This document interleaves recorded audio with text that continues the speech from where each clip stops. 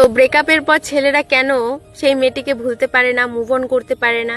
কারণ তারা সবসময় এটা ভাবতে থাকে যে ভাই একটা মেয়ে যাকে আমি এত ভালোবেসেছিলাম, যার সাথে স্বপ্ন দেখেছিলাম, ঘুরতে গিয়েছিলাম, টাইম স্পেন্ড করেছিলাম, দেখা করেছিলাম, ছোট ছোট কথা বলেছিলাম, অনেক অনেক অনেক কিছু কথা যেগুলো সে ভাবতে থাকে, তারপর সে ভাবে সেইগুলো সে অন্য কারোর সাথে এখন করছে।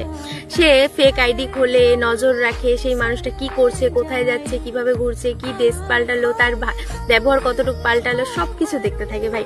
তো একটা কথাই বলবো, এসব কেন করছো? যে তোমার পরে যে নিজে সিঙ্গেল ছিল না, সে একান্ত একা ছিল না, তার অন্য কাউকে প্রয়োজন হয়ে গেল, সে তোমাকে খাক ভালোবেসেছিল, তোমার কি মনে হয়? কখনোই না। সে অন্য কোনো বেটারের অপশনেই ছিল। সে যতদিন পায়নি ততদিন তোমাকে ইউজ করে নিয়েছে মন মর্জি মতো। তাই বলবো নিজের জীবনটাকে সুন্দর করো, কারণ যে নিজের ক্যারেক্টার, নিজের চরিত্রটাকে নিজেই ঠিক করে ধরতে পারছে না, 10 জনের সাথে ওঠা বসা করছে, সে কিভাবে বুঝবে তোমার ভালোবাসা? তাই বলবো জীবনে ইনকাম করো, ভালো একটা লাইফ তৈরি করো, যে লাইফে তুমি নিজেকে নিজে বেটার বানাও।